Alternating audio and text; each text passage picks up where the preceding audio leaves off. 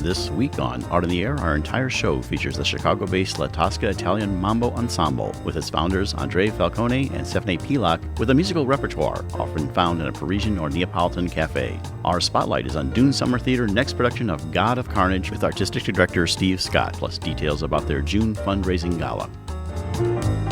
Express yourself through art and show the world your heart. Express yourself through art and show the world your heart. You're in the know with Esther and Larry. Art on the air today.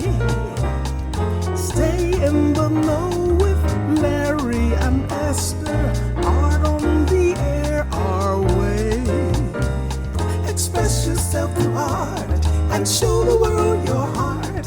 Express yourself through art and show the world your heart. Welcome. You're listening to Art on the Air on WVLP 103.1 FM and Lakeshore Public Radio 89.1 FM, our weekly program covering arts and arts events throughout Northwest Indiana and beyond. I'm Larry Breckner of New Perspectives Photography, right alongside here with Esther Golden of The Nest in Michigan City. Aloha, everyone. We're your hosts for Art on the Air. Art on the Air is supported by an Indiana Arts Commission Arts Project grant through South Shore Arts and the National Endowment for the Arts. Art on the Air streams live at WVLP.org and is rebroadcast on Monday at 5 p.m., plus is also heard on Lakeshore Public Radio, 89.1 FM every Sunday at 7 p.m., also streaming live at lakeshorepublicradio.org, and is available on Lakeshore Public Radio's website as a podcast. Our spotlight interviews are also heard Wednesdays on Lakeshore Public Radio. Information about Art on the Air is available at our website, breck.com/AOTA. That's Breck, BRECH.com/AOTA. That includes a complete show archive, spotlight interviews, plus our show is available on multiple podcast platforms, including NPR One. Please like us on Facebook, Art on the Air, WVLP, for information about upcoming shows and interviews. We'd like to welcome back to Art in the Air Spotlight, Dune Summer Theater, and they're going to continue with their second production of the season called God of Carnage, and they're going to tell us a little about that. Of course, we have the artistic director, Steve Scott, and that's going to be running June 17th through July 3rd. So tell us about this comedy there, Steve. Oh, wow. It's one of the best comedies, I think, to hit the stage in the last 20 years. God of Carnage is about two sets of parents. And they have a problem to solve, which is that their 10-year-old sons have gotten into a fight. And now the parents are trying to find a way of kind of diplomatically solving the problem. But as they talk about the problem, they start to become kind of 10-year-olds themselves. And they become more enmeshed in fights than their children have been. So it's kind of an interesting reversal of roles. It's absolutely hysterical. I first saw it in London, where it premiered a number of years ago. When I was at Goodman Theatre, I produced it, and it was extremely successful there. It's been done all around the world, and no matter where you're from, no matter what kind of parents you are, if you have parents or if you were a child, you will understand the problems in this play. It's just a brilliant comedy, being directed by Susan Padveen, who is the head of the theater program at Columbia College in Chicago. Columbia College is, by the way, the largest theater program in the entire world. They have hundreds of majors. Susan worked for us a couple of years ago doing Other Desert Cities, which was really lovely, and I think she's going to be fantastic in her role as director of this. So it's going to be a lot of fun, and I think it's going to appeal to almost everybody. So there you go. What was the original language it was written in? It was written in French. It's written by Yasmina Reza, and so its first performance was actually in Paris, but then it was translated by Christopher Hampton, who has translated all of her works into English. And the translation, I don't read French, but I am told that the translation is even funnier than the original French. So it's quite an enterprise. Tell us about some of the cast members you have in that one. Oh, wow. They're all from Chicago. They're all professional actors in Chicago working in various theaters around. Mandy and Kara and, oh my God, I don't have their names in front of me. David Stivelberg, whom I've worked with before, and one more that I can't think of. Christy Coran. Christy Coran, and yes, Glenn Thompson. And Glenn Thompson, who was actually a student of mine at Columbia College. They're all very well known in the theater community in Chicago, so which is a plus for us because the more people who know about us, the more will hopefully want to come work with us. So it's always nice to bring outsiders into our family. And that other voice you heard was Elise Kermani, just giving us the information about that. Now, you have something else coming up. You do an annual gala, and that's primarily a fundraiser, but you're also tying that to a show. So we might as well talk about that one also. Sure. Tell the details of the gala and the detail. I don't know if, Elise, you want to talk about the gala, and then you talk about how it's connected to a grand night for singing. Well, I'll talk about Grand Night, and then Elise can give you all the details about how to join us for that. Grand Night for Singing is our third production this season, and it's a compilation of the works of Rodgers and Hammerstein, kind of two of the probably the most beloved composers in the American musical theater in the 20th century. So you'll hear lots and lots of songs that you already know from South Pacific and The Sound of Music in Oklahoma and all of their other wonderful productions. But interpreted somewhat differently from the way they were in the original production. So it's kind of shining a new light on the brilliance of Rodgers and Hammerstein. It's going to be a lot of fun. And I think anybody who loves music, anybody who loves musical theater is going to love this. But what's really exciting to me is that we're devoting our opening night to our annual gala at the Dune, which is a fundraising venture for us and brings in lots of money, hopefully, to support all the programs that we do. So, Elise, can you talk about well, Steve, are you the MC? Yes, he's the MC. Yes, go ahead. Steve is being, yes. Yes, I am the MC. Yes. Yes. And we're going to have a really great raffle. No silent auction, we decided, but we will have a raffle. And I don't have the details on that yet to talk about, but we'll be open 1 hour before the show. And you can get tickets right on our website, dunesarts.org.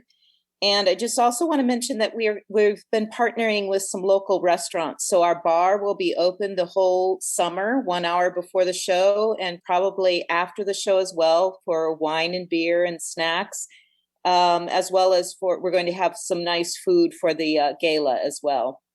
And where are you having the gala at? Are you having that at your facility, or where? We sure are. Yes, we are. We are in the middle of renovations, but we'll be halfway there, maybe.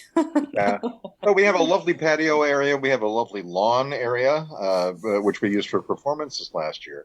So it's a great setting for this lovely musical and for this wonderful party that we're going to have. It's going to be a lot of fun.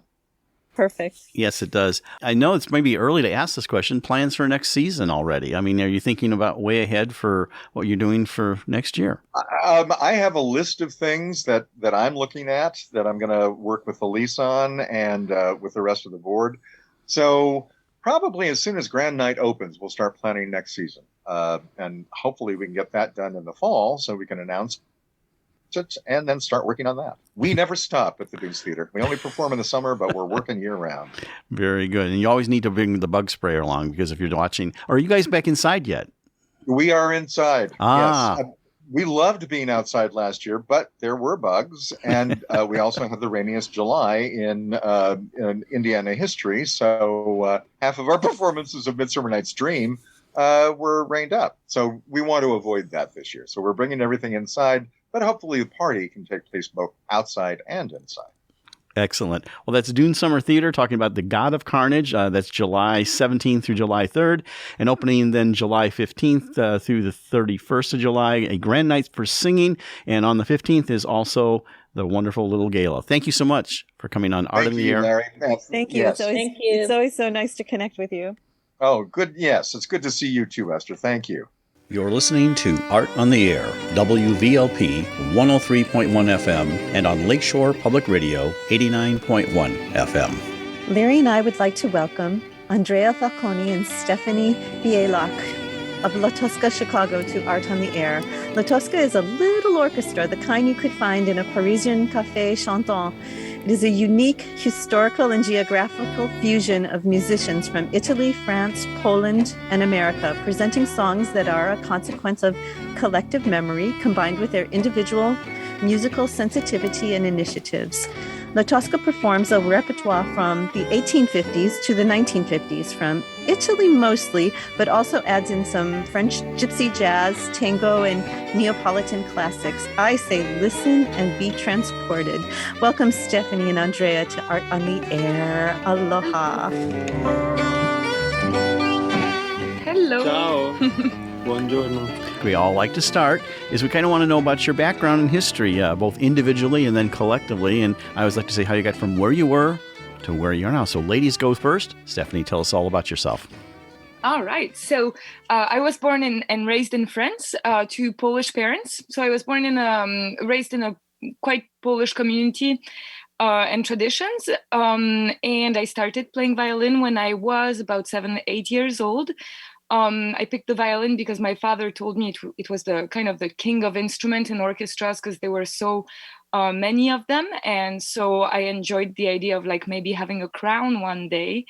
And so I became very, very, very serious about that. Yes. So did you favor any other instruments before your father said it was the king of instruments? Not really. I didn't. Honestly, I was unaware even of music. If I may be honest, I was. But once I heard the violin, I was very, very serious about it and was practicing twice as much as my teacher was telling me. And my father played a little bit of clarinet, so we would play duets a little bit together that he would have to transpose. And then I have two sisters that each play an instrument as well, flute and piano. And so we would make little orchestras in the house. Yeah, that's very complimentary, those instruments. Tell us a little bit more like your schooling and what you went to school, both elementary, primary, all the way up through maybe college.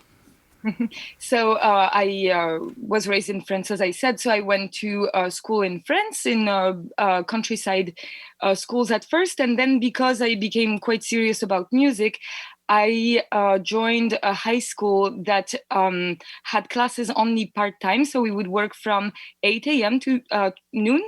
And so that we could dedicate the afternoon to our activities. So some of my classmates were at the Paris Opera. Some of them were in the Olympic Games. And so we all had specialties that we were focusing on in the afternoon.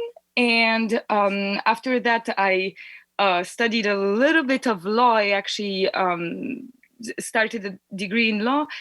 And I moved to Canada for my undergrad.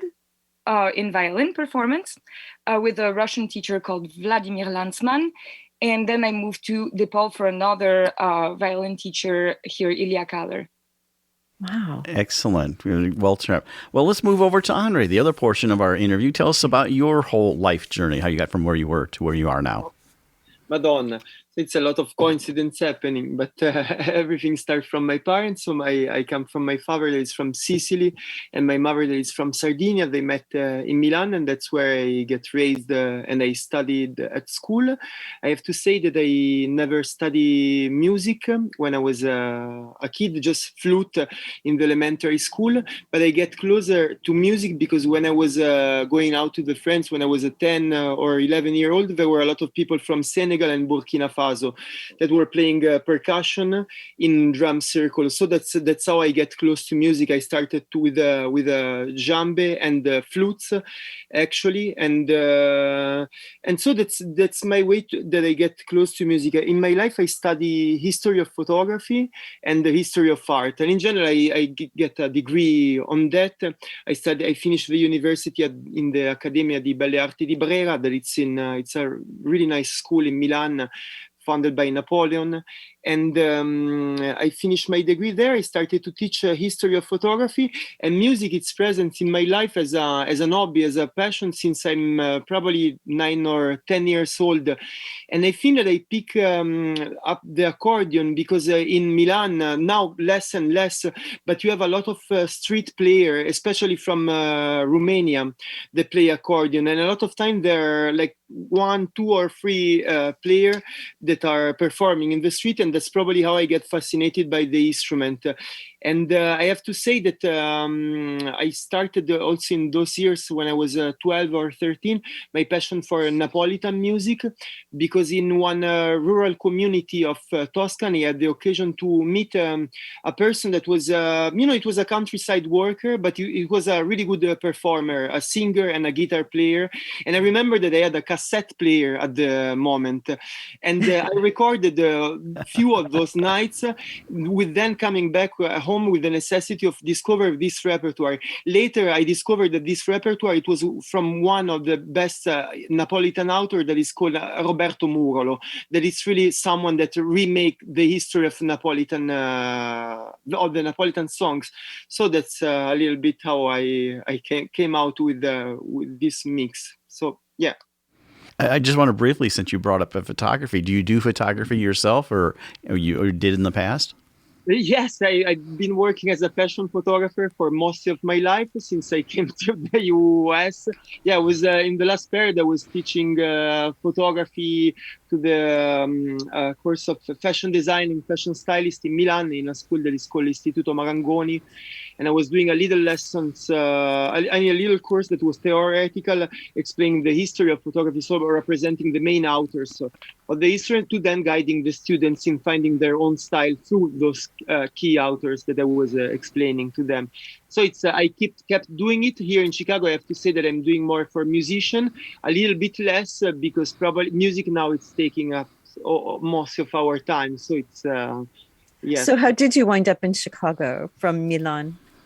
I met an ex-girlfriend in Santiago de Chile, where I was working as a freelance photographer and teaching part-time in a school. So she was a teacher at the University of Chicago, and it happened that they called her to move back here in Chicago, and so I decided why not trying the city. And then the story didn't kept going, and fortunately for me, in my way, I found that one day Stephanie in a shop it was an historical shop of music that it was in Michigan Avenue. You probably all know this shop. The owner was Sherry Brenner, and he had been the first one to host concerts of Andrea Segovia and to sell guitar to him.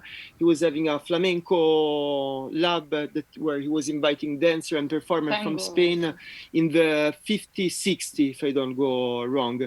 And the shop was active until a few years ago, and that's where I met Stephanie. And I was teaching there. She was sitting there, and I was almost deciding to come back to Argentina or to South America because I really enjoyed my experience there as a photographer and as a musician. But then I found Stephanie, and here I stayed. And magic. And the life-changing thing. Real quick, I want to go back. Canon or Nikon? Canon. I knew I liked you from the start. Yes. Because if you're going to shoot, you shoot with a Canon.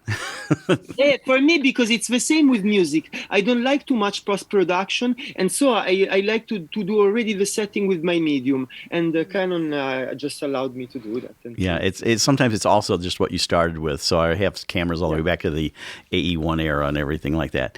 Well, I think, Esther, why don't we set up the first song and take a listen to that and let you do the explaining? Maybe you can. It's that I think it's translates to a little kiss. Baciami Piccina. So can you maybe give us a little background on that song? That's a song that a lot of the a lot of the repertoire, they're songs that my grandparents know, and they used to sing it in the home because they're the songs of the war period.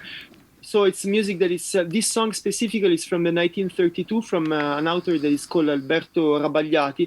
And it's a song that they were just singing when they want a kiss from us and we were kids. And they remember this song from when I was bambino and getting it back like a few years ago, it was 7 years ago that I re-listened to that and imagining, the tense situation that was going on in Italy and the vibrant rhythmic that it's on the song and the energy that it's inside. I feel it's a timeless song that put together a little bit of what jazz happened to have as situation and context in Italy, and what was the American jazz. I think that it put together both of the dimensions. I think it's an interesting song because as all the songs that were in swing or with this upbeat rhythmics, it had to be in Italian, because Mussolini during the dictatorship put a law where he was forbidding to perform and to compose any kind of song in a foreign language. So as this on Baciami Piccina and a lot of other songs that we had to translate in order to be represented in Italy, I think that it's a tension that generates a lot of creativity in the time, because there were not freedom, unfortunately, as we have in nowadays. And I think that this constipation, I would say, gave the opportunity to a lot of creativity to pop up. And this song, it's one of them. Yeah. So amazing that you really need sometimes these songs that are so exuberant to get you through horrible times. And it's like almost a contradiction, like all this music comes out. It's like a difficult time. So people were needing probably to dance over this kind of rhythmics, really to liberate themselves from the frustration of being hiding what are the truth that they were keeping in themselves, I think. Well, here it is, La Tosca Italian Mambo Ensemble here. Let's take a listen.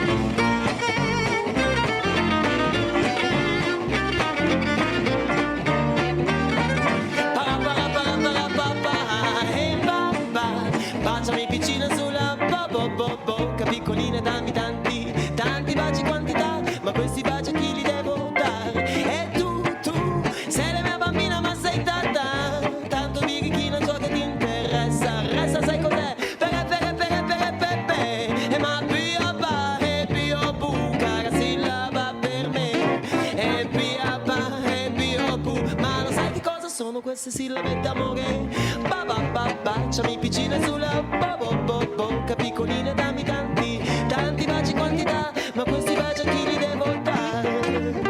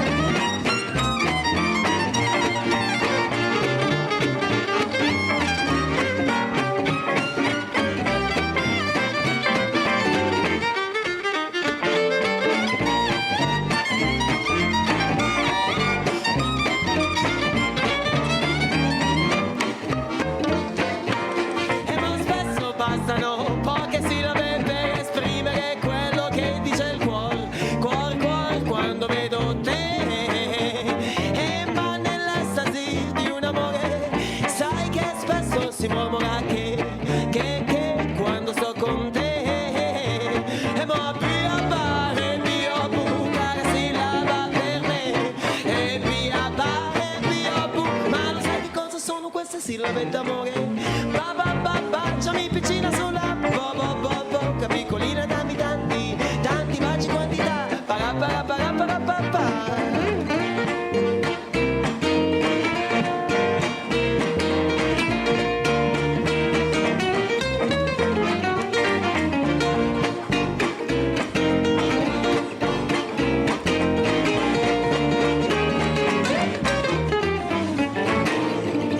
And we're back. That was from the first one we're going to showcase today on Art in the Air from La Tosca-Chicago Mambo Ensemble. And I guess the question should be, how did we form the group? I mean, what was you both were playing instruments. You've met each other in Chicago. We got that far in the story, but how do you find all the others? Right. Ed, I have to say that do I found all the others and how do I play all the others? It was mostly, proudly in the streets, I would say, because there were one time, for example, my guitar player, that is Boleski Ozinski, he played guitar and trumpet. One day I was with my father visiting me in Chicago. We passed from the underground Wonder Bar and we heard the trumpet and, a loud concert going on. We stepped inside and we found his band performing. It was a Brazilian band. And so, after the concert, I wanted to compliment him because of the energy of the performance was really nice, and I never hear the trumpet with those Latin American influences, but also jazz.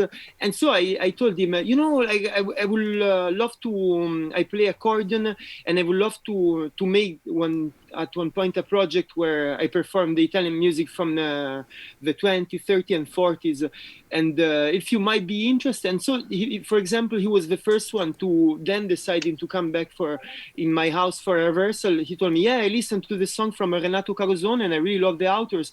I love Tu vo fa l'americano because it's a song that it's incredible, but we all have this song in our mind in a way. And so I would love to try that.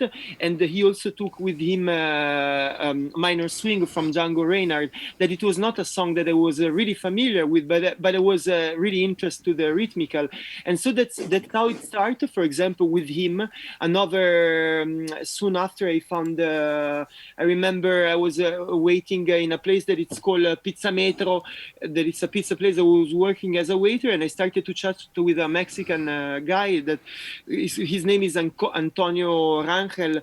I asked him, I play accordion by just in the discussion, he told me that he was playing percussion, and I also explained to him the idea that I was really missing the music from my country, and if he would be interested to take part of this musical project. But it was really a discreet way. I never studied music, and a lot of time those musicians that I found on my way, they were professional musicians. So the approach is it's more for an enjoyment that I was asking to them, with not the final goal to have a sellable product, but just for having fun, because I always saw music as something that bring together people and different cultures. And the precious fact of finding Boleski Ozinski, that he was from Poland, grown in Albuquerque and playing the trumpet as he would be a person from Latin America, and Antonio playing percussion as he would be, with a passion from jazz, polka, but being Mexican, and so having those musical influence, it was already like a sparkle that was making something interesting in those rehearsals in our home. Chaotic, and in one of these chaotic situation, after that I met Stephanie at the shop, I told her, like sometimes we are meeting up with a few friends to play some song from Django Reinhardt, from some Italian authors. Why don't you join us? So she came, and the first 2 or 3 times she didn't play the violin because it was too chaotic. It was really cacophonic sometimes. I'm sorry, it was also very loud, and at the time we were acoustic, and so I was like, there's no way I can. It was loud because it was crowded. It was loud because you guys are loud, and so no. But I wanted to, and then it was wonderful because I was biking everywhere at the time in the city. I know it was not very safe, but oh well, I was doing it, and then I would come back in the middle of the night with my violin on my shoulders, biking back and like singing Serracino and other songs like in the street, like out loud because no one else was there, and it was like really. Like powerful memories and powerful songs that we were sharing. And at the beginning I was shy, very shy. It was not exactly my domain of expertise. Let's say I was trained to like read music, play opera, symphonies, concertos, whatnot, like a lot of different styles. But someone telling me like, listen and play, where's the music? I'm sorry, I was so confused.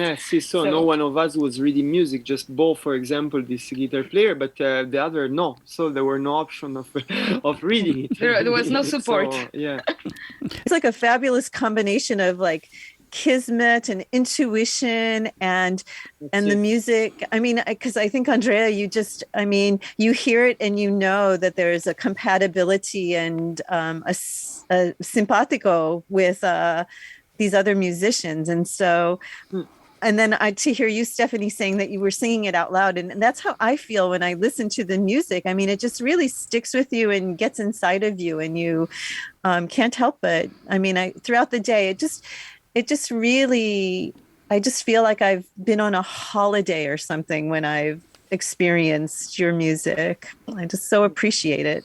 That's how those jams felt to me. And those jams were mostly in the summer. And so riding back, like with the heat of the summer, with the darkness, and it was quiet, and I was still in the trance with these songs in my head. It was absolutely fabulous. Yeah. You're listening to Art in the Air with La Tosca Italian Mambo Ensemble, featuring Andrea Falcone and Stephanie Pielok on WVLP 103.1 FM and Lakeshore Public Radio 89.1 FM. And the mix was really interesting, because when I came here, I didn't know nothing more than tarantella, pizzica, and tamburiata. They're three different styles from mostly from Naples, like in Sicily, some tarantella from Sicily too. But I didn't know any jazz song, any. My art will go on from Celine Dion and some other. Yeah, that's not even jazz, but just few other. All of me, I didn't know any of them, so I was new to everything. And those jams, Antonio was playing some son jarocho from Mexico, and so the mix was really like spontaneously going in the direction that you could just go. There were no pretension to make a common repertoire, because there was our personal history was so different that at the end the repertoire, it was a little bit of everything, and to put comfortable each one of us, like you do a little bit, you talk a little bit, I talk, and a little bit, like it's like a talking. So did you sing from a young child, or when did you start singing? Singing, I think, from when I was probably, no, I think 13 or 14. In this drum circle, there were always a person from Senegal singing, and I always was impressed by the power of a voice that can go over like 10 percussions. And I was playing the flute, in fact, together with the singing, because they were the only two instruments that you could hear over this strong sound. So more or less I would say that 13 or 14, but without any school, without any lesson and consciousness, just I will really say the necessity of performing this music that I heard. And the first song that I sing, it was a Tarantella del Gargano, that it's a song from the 1400, they say, from Puglia, I remember. Ooh. And Stephanie, do you sing other than in the middle of the night all by yourself? No, I wish, and that's a little dream without any pretension. It's a dream, and I think one day it will happen naturally. But actually, during the pandemic, you can't hear it on the CD, because the CD is from 2019. It's from a live performance we did in early 2019. But after the pandemic, I started playing mandolin. And so now in our concerts, we include mandolin. So I'm not yet vocal, but I hope one day it will happen. Yeah. I think the accordion in history has, people, you hear accordion and you think one thing, but it's an instrument with such extreme sensitivity. I just, one of my favorite people plays accordion out here in Northwest Indiana. It's just like such a beautiful instrument. So was that a family? Was it also a family instrument, or? No, not at all. I think that I really get close to the instrument because in Milan, when I was a kid, there were a lot of refugees from Romania that were playing accordion in the street. I always saw this instrument from little kids playing it, or more, sometimes it was the full family playing in the train or in the tramway. And unfortunately, they were always persecuted from the police because unfortunately we had a really high taxation on music in Italy, so it's forbidden to perform in the street. And so I don't know, I always was fascinated about the object itself and for the power that can have. It's like a magic box. It looks like a typewriter, but you can, but it really creates a sound that it's mysterious, because also depending from how much, how you are moving, the volume is gonna change the intensity of it. So it was, no, it's not a family instrument, but since I'm a kid, I always look at it as a magic box, and by reading the history and by knowing also the technology that's behind it, just really fascinating, and it all melted together then with the fact that I wanted to continue to study it. But it's really interesting. You know how it came, the accordion probably here in the US. I don't know if you hear this story, but they say that a German priest was in a church that had a broken organ with a lot of loose reeds, like the reeds that are in metal. Yeah. They vibrate inside. He just made a prototype with one of these objects that you used to put air in the flames. Like a bellows, yeah. A bellows, exactly. He just used that for 2 or 4 reeds in order to create a bordone to singing the mass in the mass, in the new continent. So at the beginning, the pilgrims didn't have money to carry an organ, like to celebrate the function. And so this prototype started to have success, and it started to become developed because it was a carryable organ. So they were able to sing in the mass with just this small object made with reeds from an organ. So from an organ, you could get like 10 accordions because you can get the reeds. And so portable.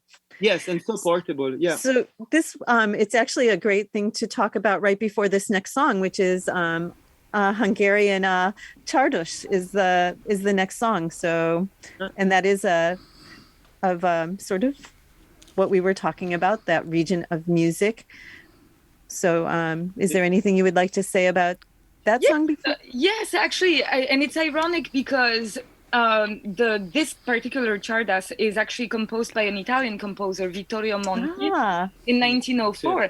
But I think one thing I noticed is that at the time, like in the 19th century, the second half, the tradition of importing little motifs and styles from the East, like Turkey, Hungary, Romania, dates from Mozart was already doing that. But in the 19th century, there's and beginning of 20th century, there's many composers actually who composed either Hungarian dances, Romanian style dances, and in general, what they thought was gypsy. So you have the Spanish composer, for example, Sarasate, who composed Zigeunerweisen, which is the trip of the gypsies.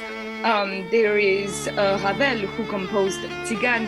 And so there is a big tradition of importing like kind of gypsy music. And so that's what he did. He composed it in 1904. And Csárdás literally means Hungarian dance. It's a Hungarian folk dance, and let's take a listen to it. Csárdás from La Tosca-Italian Mambo Ensemble.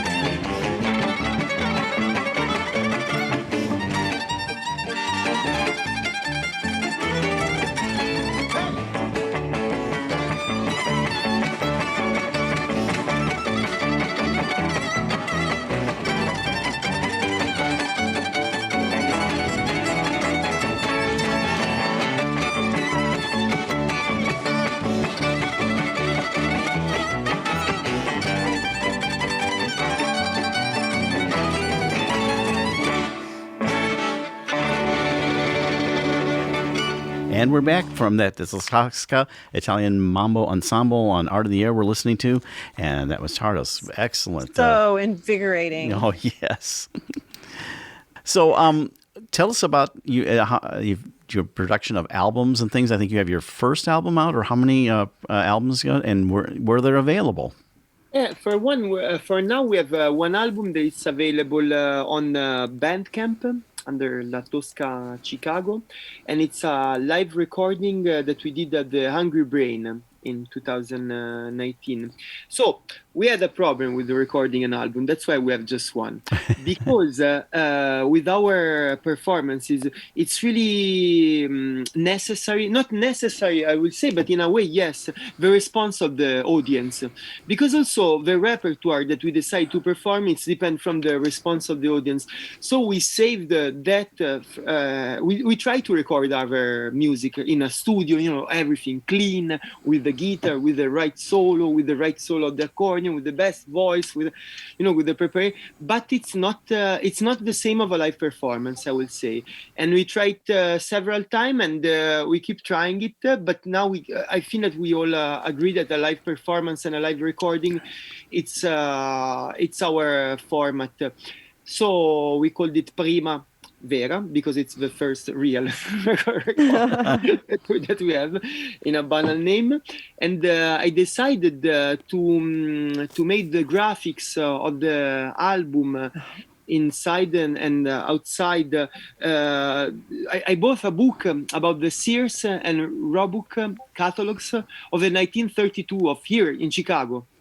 And the catalog, it's really like a sum of all the objects, all the fashion styles, the graphics, designs that it was used in Chicago in those years, where I'm performing the music. They are the same years that my music is from, and so I decided to melt them together, because it's a necessary melt.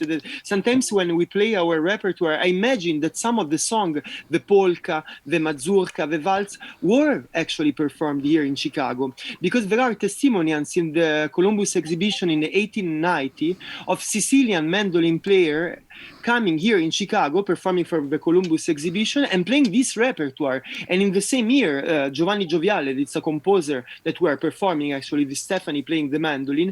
It's from the same years. So I thought that this graphic and musical work were getting along together.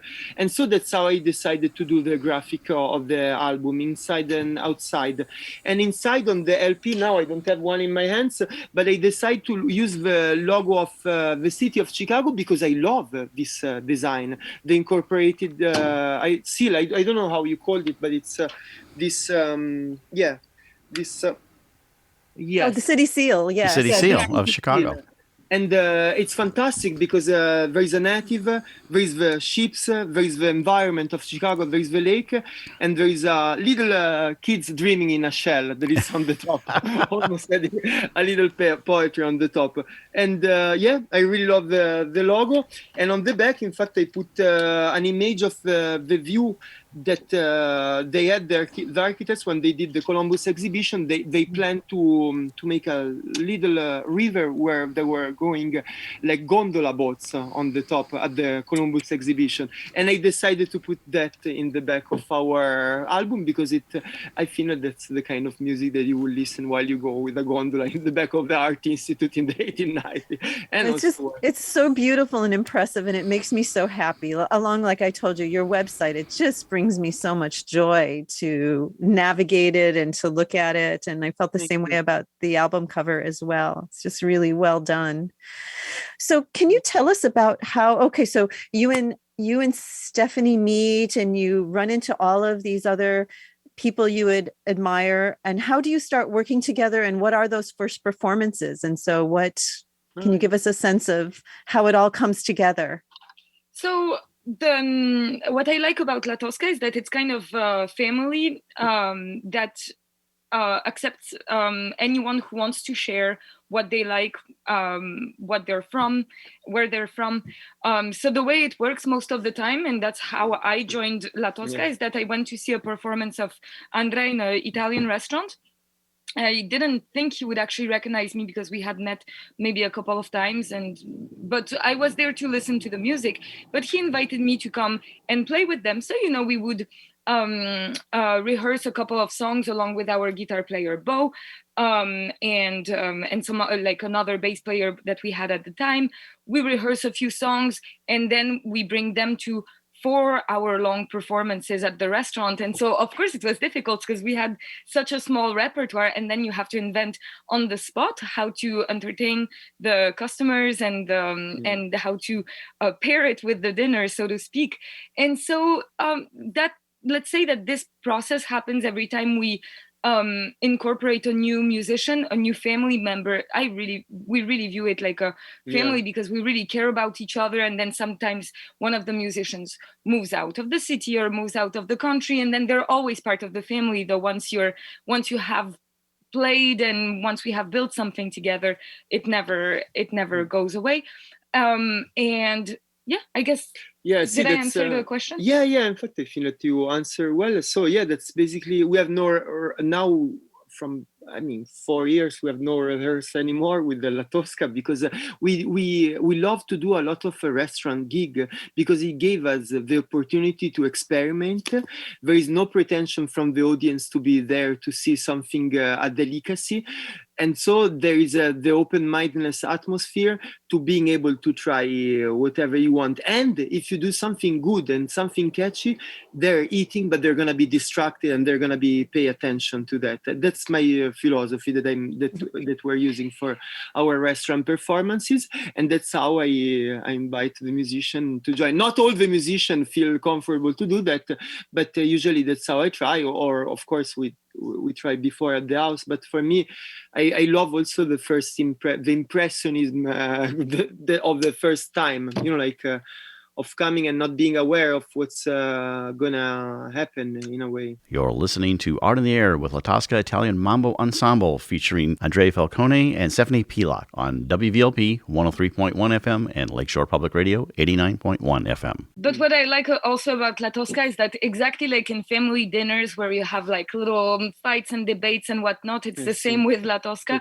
We have different concepts. I was trained where everything needs to be planned and secured and things like that. And Andrea, on the opposite, he loves Fellini movies where you never understand if he meant to include that in the movie or like. And so like the sense of like making the show, the pre-show, the show, making the show a little bit chaotic so that people, that it's part of the show itself, like as seeing the preparation of the show when the curtains should be closed and everyone are dressed up, like, but they're already open. The concept and everyone of the can off, see the right? So that's for example how we were gestionating a jam session every Saturday night the last summer, that the people see also the preparation, the dynamics that go between the groups, but everything on stage. And I think that sometimes it's a precious moment to see from people that are not used to be confronted. But even that is a constant discussion because, like, so I know what his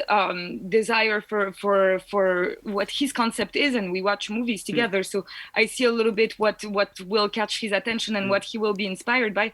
And sometimes I'm like, I don't feel comfortable with that, or I would like to do it more this way. So, but it's interesting because it's dynamic and it's different, and sometimes we do things a little bit more my way, sometimes his way, sometimes another musician's way, because they have also phenomenal ideas as well. Yes, and in fact, there is So you were at I saw a little clip of you at a grocery store or something, and you had turned on your video, and a lot of the adults are walking by, but this father and daughter, she was maybe 2 years old, walking by. She is walking past you, and she starts to dance and skip and you can't see her because you're facing one way and she's heading out the door. And a few minutes later, they come back in and they put some money into the hat, you know? And I was just like, it was so precious that, you know, all these adults walking by, but this 2-year-old caught the wave. Yeah. But, you know, that's our privilege to be playing in so many different settings. And really, for us, it's quite precious to play in restaurants or in grocery stores or anything, because we get to see people we wouldn't necessarily see in a concert venue, because concert venues are targeted, the promotion is targeted, so you don't get out of your box, so to speak.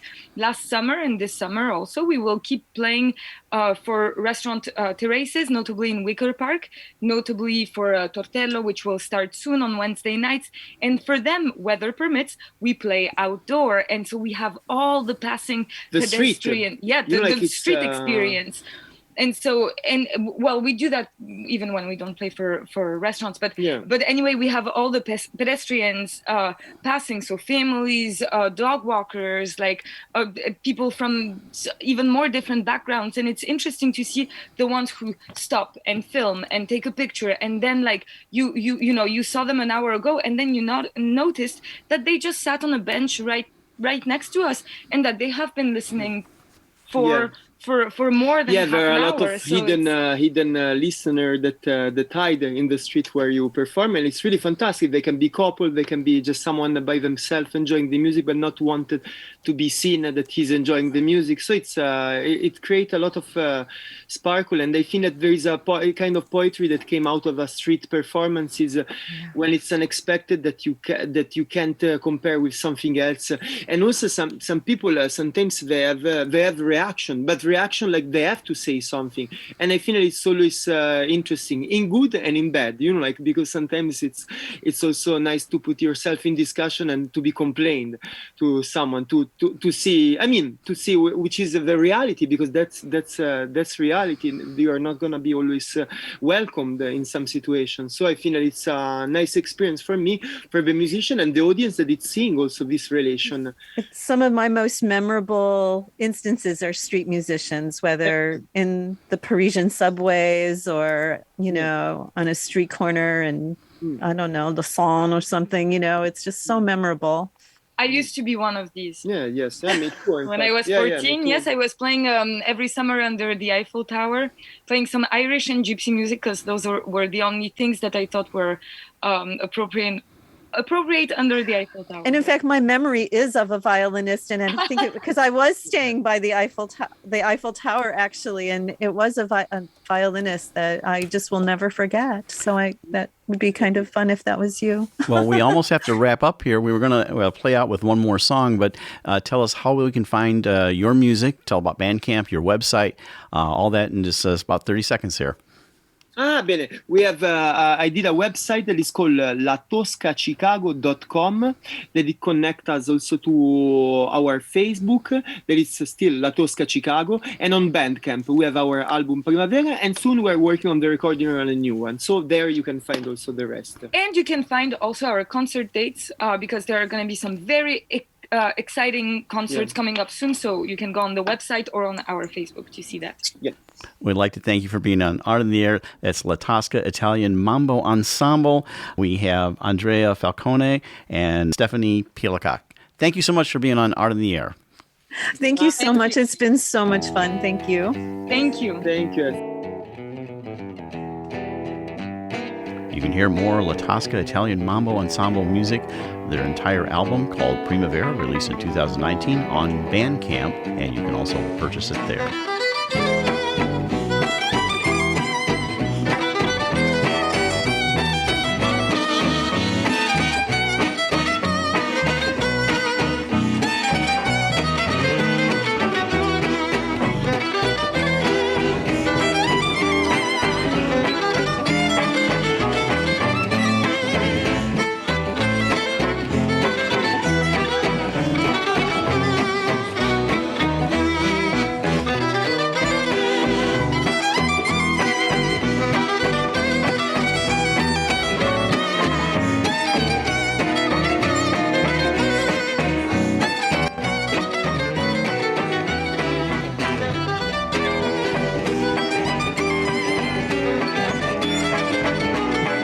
You've been listening to Art in the Air and would like to thank our guests this week on WVLP 103.1 FM and Lakeshore Public Radio 89.1 FM, our weekly program covering arts and arts events throughout Northwest Indiana and beyond. Art in the Air is heard every Friday at 11 a.m. and rebroadcast Monday at 5 p.m. on WVLP. Art in the Air streams live at WVLP.org and is rebroadcast on Monday at 5 p.m. Plus is also heard on Lakeshore Public Radio 89.1 FM every Sunday at 7 p.m., also streaming live at lakeshorepublicradio.org and is available on Lakeshore Public Radio's website as a podcast. Our spotlight interviews are also heard Wednesdays on Lakeshore Public Radio. Thanks again to Greg Kovach, WVLP station manager, and Tom Maloney, vice president of radio operations for Lakeshore Public Radio. Our theme music is by Billy Foster with a vocal by Renee Foster. Art in the Air is supported by an Indiana Arts Commission Arts Project Grant and the National Endowment for the Arts. Underwriters for Art in the Air, Walt Breidinger of Paragon Investments and Marilyn Levan, Arts Patron. Art in the Air is always looking for financial support. We'd like to thank our current supporters. If you're looking to support Art in the Air, Esther and I especially would invite you to become an underwriter of this program in particular. We have information on our website at breck.com/AOTA. You can find out support information there. So don't just be an Art on the Air listener. Become a supporter or underwriter in whatever amount you're able to do so we continue to bring you great content and this great local programming. And like I say every week, don't give till it hurts. Give till it feels good. And you'll feel so good about supporting Art on the Air. Information about Art on the Air is available at our website, breck.com/AOTA. That's Breck, BRECH.com/AOTA. That includes a complete show archive, spotlight interviews, plus our show is available on multiple podcast platforms, including NPR One. Please like us on Facebook, Art on the Air, WVLP, for information about upcoming shows and interviews. If you're interested in being a guest or send us information about your arts-related event or exhibit, please email us at aota@breck.com. That's aota@breck, BRECH.com, or contact us through our Facebook page. Your hosts were Larry Breckner and Esther Golden, and we invite you back next week for another episode of Art on the Air. Aloha, everyone. Have a splendid week. Express yourself through art and show the world your heart. Express yourself through art and show the world your heart. You're in the know with Esther and Larry. Art on the Air today. Stay in the know with Larry and Esther. Art on the Air our way. Express yourself through art and show the world your heart. Express yourself through art and show the world